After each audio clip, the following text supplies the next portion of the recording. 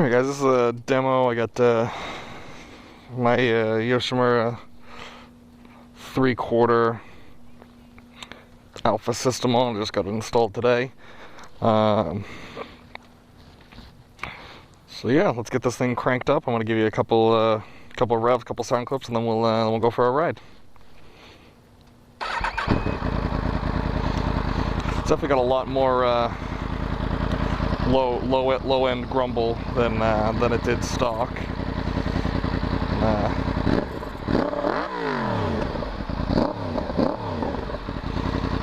Also definitely seems to rev up a little bit quicker. I don't know if that's just placebo, just me kind of not really paying all that much attention to it before or whatnot, but yeah. So let's go for a ride.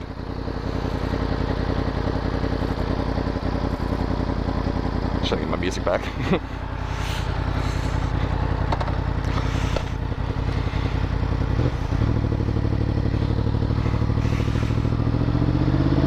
I did already technically ride this a little bit to get it out here. I'm up at one of the industrial parks by me.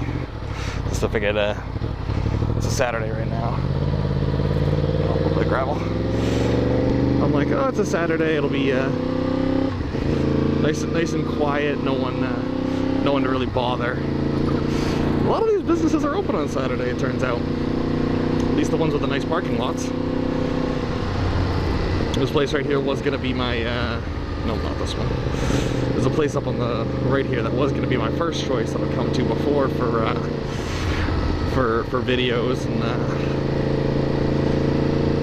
teaching my girlfriend how to ride. This one right here, but there's people. There weren't people last time, so I think last time it was a Sunday as well. So as we get out of the industrial part, just see cops like to sit up in here. I'll open her up a little more. But yeah, I can tell it definitely needs the block-off plates because I hope you guys can hear that, but it's got a lot of popping and backfiring and everything. So it's only noon now. I got a couple more hours before it's supposed to rain tonight, before the rain moves in. So maybe I'll actually try and get those installed too.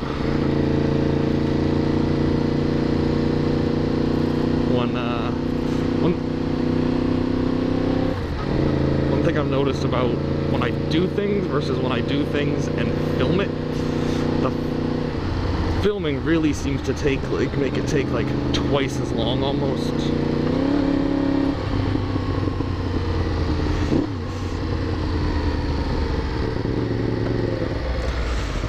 Well, I don't mind the popping and the backfiring. It's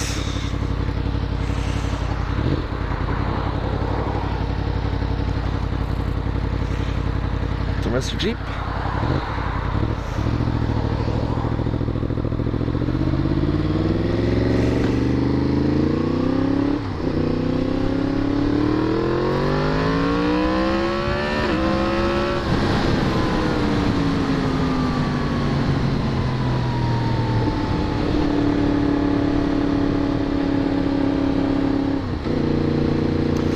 Yeah, this sounds nice. I think that was only to like 10. But yeah, so I do still have a couple of videos that I gotta still put out where I don't have this exhaust yet. But I'm very excited about this one, so I'm probably gonna actually edit this one later tonight and I get this one out. As of right now, I haven't posted anything in I think at least like 2 months, maybe even 3 months. It's school and then winter and not being able to ride. I wasn't feeling it at all. Yeah, school's still kicking my ass though. Taking first online class this semester for psychology. And yeah,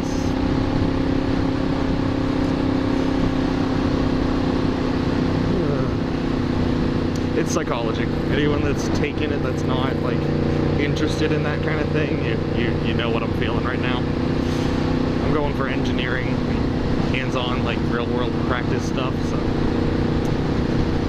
psychology is not my thing. But if you like it and it is your thing, more power to you. I think my biggest issue with it is a lot of reading. I've never been good at reading, fast at reading, anything like that. I'm always kind of slow and have to read things a couple times. So. The other thing is I accidentally took an accelerated course. So the course that I'm taking, it would normally go until I believe like the end of May, but it's or middle of May. This one ends at the beginning of April. So I actually only got, this is week 6. Our last week is I believe in week 9 or 10, so I'm almost through with it. But just until I am, it's kicking my ass. Like even right now, I've installed the exhaust, filmed all that, and then now I'm out for a ride, and I really shouldn't be reading right now, so.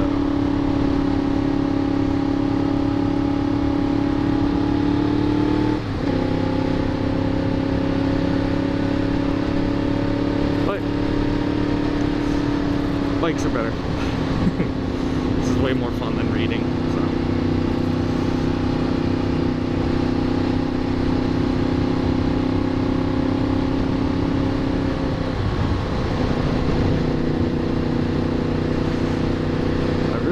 Any other bikes out yet today. I'm really kind of surprised. I thought I'd see a lot of people out on their bikes today.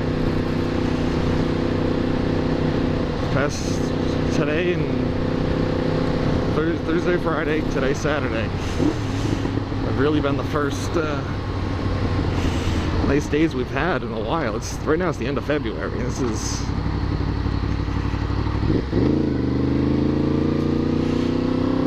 insane.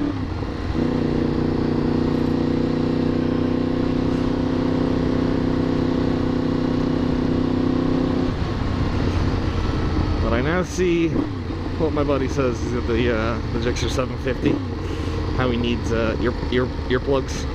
Yeah, I can see that.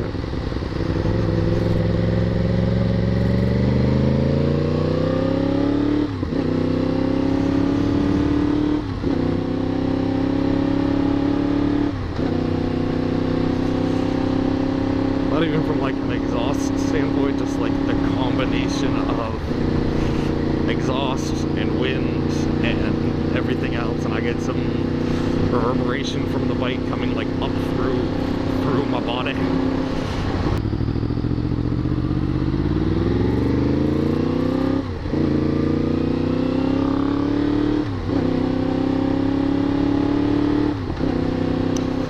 Of course, as soon as I say I haven't seen another bike, what do I say? Another bike. I noticed that the guys on the Harleys would respect the nakeds more than the sport bikes.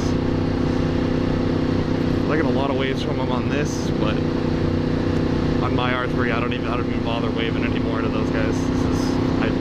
They never wave back. If they wave first, sure, but usually I don't even bother.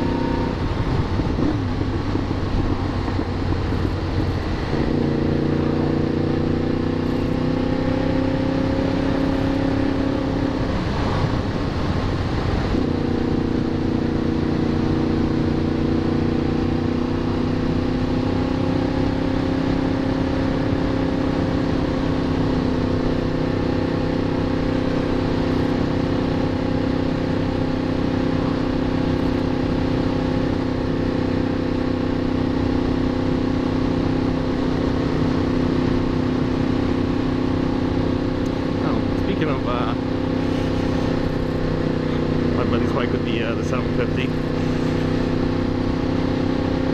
That's in the shop right now. This thing's dead. We was having trouble idling, running, and whatnot. So cute. We ended up doing. I meant to film a lot of this, and I never remembered my camera. But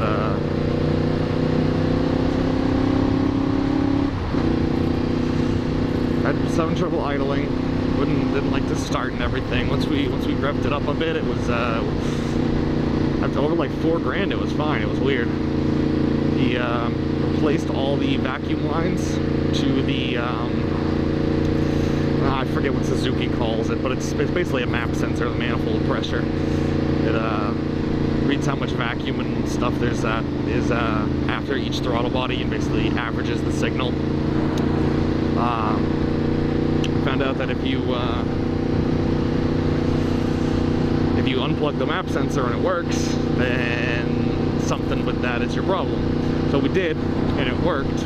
So we replaced all those lines, plugged it back in, and it worked. We didn't try. Apparently, he didn't try it for very long. I wasn't there for that day. And after that, we what did we do after that? After that, we're like, okay, it's running. I say didn't run it for long because we'll come back to that. But it basically started and idled. So we're like, cool, it works.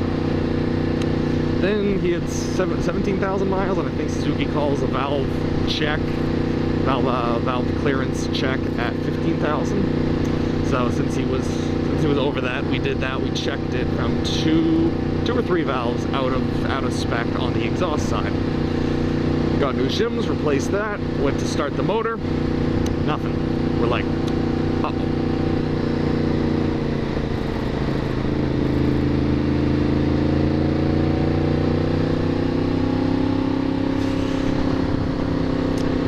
It's doing the exact same thing as it was doing when we had the issue with the vacuum lines on the map sensor.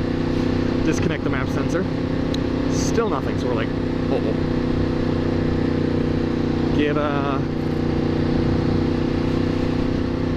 He ends up sending it to the dealership.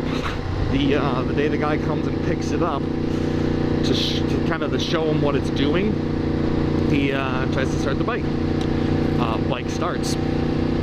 So we're like, right? So the bike starts, bike's running, and then after about 30 seconds or so, it starts to crap out and bip, bip, bip, bip, and idle really low, and basically start doing what it was doing before. Wouldn't restart, wouldn't be happy over $4 and things like that. So we're like, oh, okay. And then we start thinking like, well, what if our thing with the vacuum lines on the map sensor actually didn't fix anything, because he didn't leave it running even 30 seconds. He left it, ran like 10 seconds, was like, cool, it works.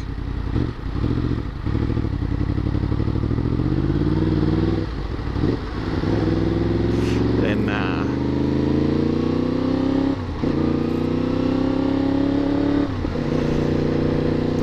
so at this point, it's at the dealership. They got it running, they got it to idle and stay idling, all the way up to full temp, so it's running again. Now they're just trying to figure out why. Because supposedly it was something to do with the voltage being irregular, going to the ECM, or like coming out of the stator or something like that, or coming out of the rectifier. And we're like, huh. Okay, interesting. Very weird that would cause that issue, but a little bit of electrical instability at lower RPMs has more of an effect than it does at higher RPMs. So I'm like, okay, I'll believe it, I'll go with it. So now they're trying to figure out why there was some electrical instability in there. There was previously a recall that replaced, I believe it was the battery in the rectifier or the stator or something like that. So they're looking into that, and that's where it's at right now. Which way do I want to go? Do I want to go that way, or do I want to go that way?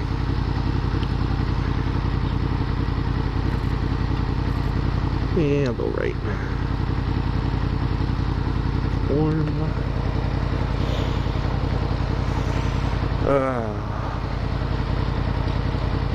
Oh yeah, so you guys also don't know, this was one of the last things I did, like right as I put her away for the winter. I swapped over to GP shift and installed the OEM quick shifter. I bought a new takeoff on a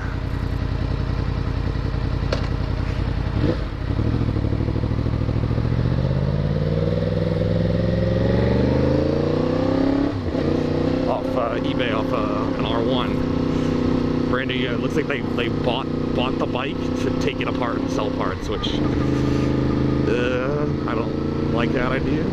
If it's a wrecked bike, sure, but not if it's a hey friends.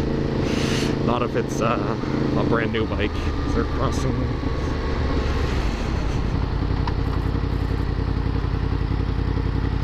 Oh, fuck you.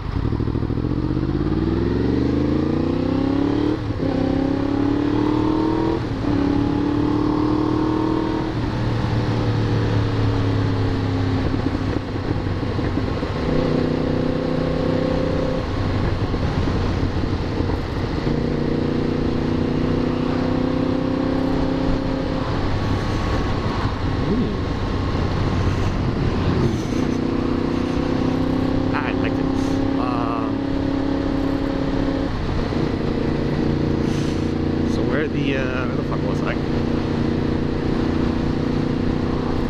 Oh yeah, so I got the like a GP shift and a quick shifter now, which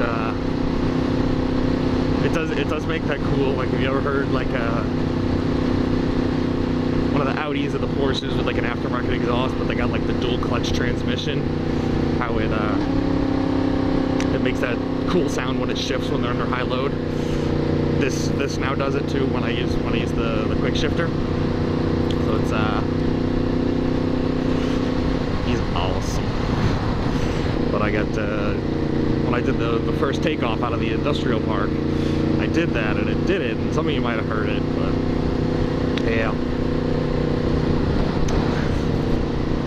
So this started out as a yeah, I'm gonna show off the exhaust and do a couple quick revs and whatnot.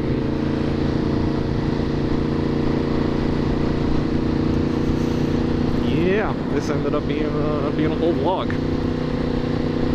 Didn't plan on this, just kind of started rambling.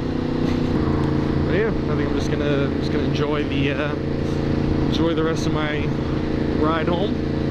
If you guys like it, if you guys like this video, just drop a like on it. It really helps out. If you like what I do, check out some of the DIYs. They're specific to this bike, the FC10 and my R3, because that's what I have, but the processes are usually about the same.